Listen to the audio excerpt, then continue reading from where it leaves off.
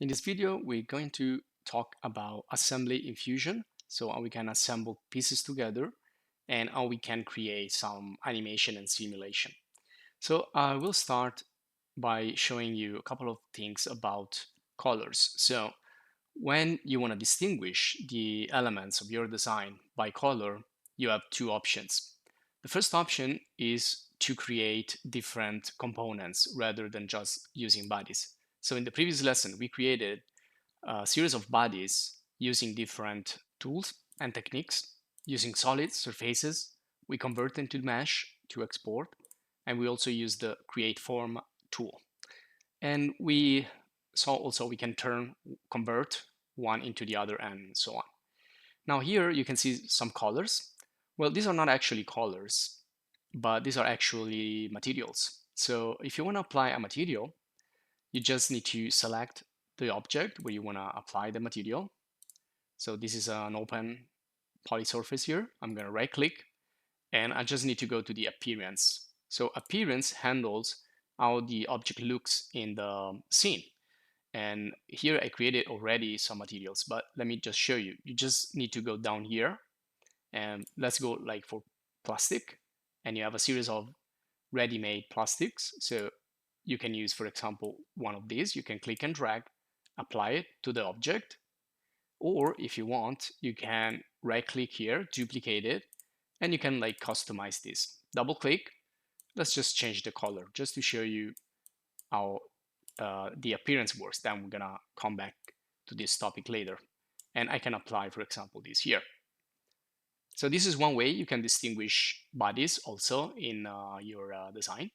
The other way is to use colors here assigned to component randomly. So you can see that I can apply this to the timeline, but I can also apply it to the scene. But before, I need to distinguish objects as components. So let me show you here. If I go to utilities, in the inspect section, I can click to display component colors. And you can see now that everything is like pink. Only this one here is blue because I put this one in a component, this body. So I need to do the same thing for the part that I want to move. So let's say I want to transform this body here into a component. I can do it before. I can create the component before I create the body, but if the body is already there, I can right click and I can create a component from the body. And this will now go down here at the bottom, and there's going to be a color, and it's going to be essentially part of the entire project. And if I go back to the utilities, I can override anytime the display of the materials with the display of the colors that have been assigned right here. If you right click now, you can go cycle component color and assign another color. So if you want, you can continue until you find the color that you like. Now let's go into the assemble menu, because this is where we can create assemblies. And you can insert a component from the outside, you can link from the outside, you can create a new component directly in here. So if you're planning to work with assemblies, but also with technical drawings, things like that, it's suggested that you start by creating a new component. You can choose which type. You can choose if it's going to be externally linked or internal in this project, and you can give it a name. So let's call this, let's call it part 1. And we're going to do something really, really simple. And you can also create it from bodies. And you can say that it's going to be parented to something else or not. In this case, it's parent to the lesson 17, which is the main, let's say, container. Okay, and it also puts automatically an anchor. That anchor means that this is going to be a fixed part. And the next one we're going to put in is going to, let's say, depend on this one that is fixed. So let's create one. And I'm going to do, again, something really, really simple here. I don't want to bother with the complex modeling. So I'm just going to create like a box. I'm going to go in the side view and sketch. So I'm going to select this, and I'm going to create polygon, and I'm gonna go with the edge polygon. I can snap here, and that's fine. I don't want to, just gonna create something like this, really simple, and finish the sketch. So this represent like the point where this is gonna create like a hinge.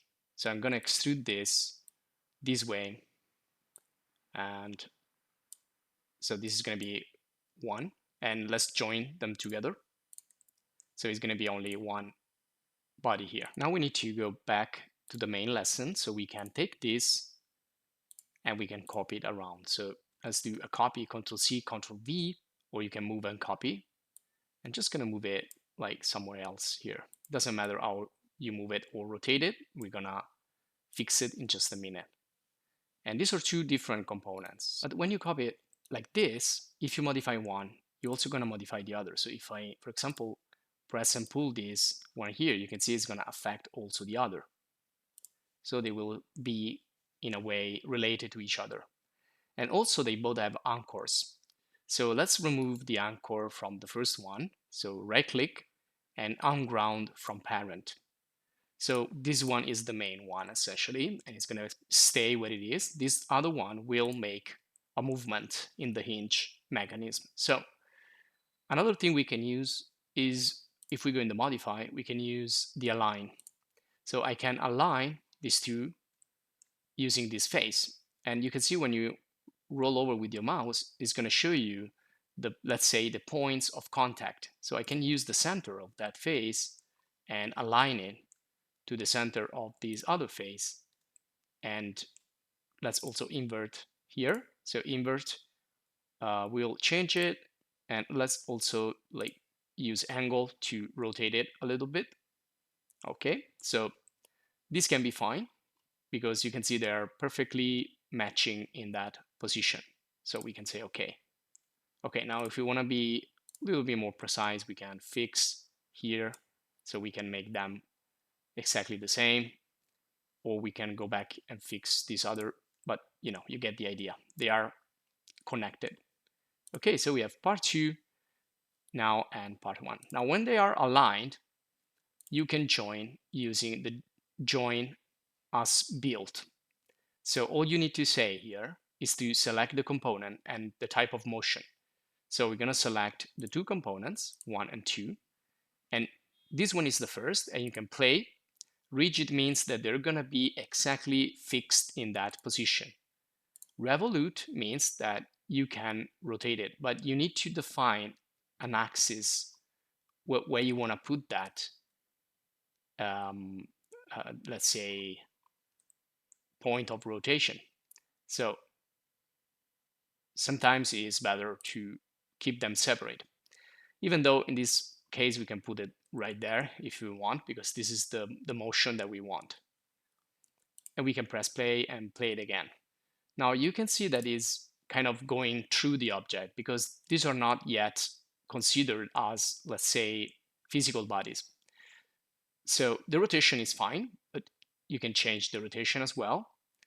You can deselect and reselect components from here. You can change the origin from here. You have simple origin between two faces and two edge intersection. And then you can choose the snap, etc., etc. Now you can also put some join motion limits. So you can say that you have a minimum and a maximum. So you also have like visual representation for this. You can say, okay, this one here can go until here. You can see that it's gonna encounter that right there. And also maybe we can go until here. So now if I play, you can see that that is not gonna go more than that. So another way to establish limits is, let's deselect here and press OK.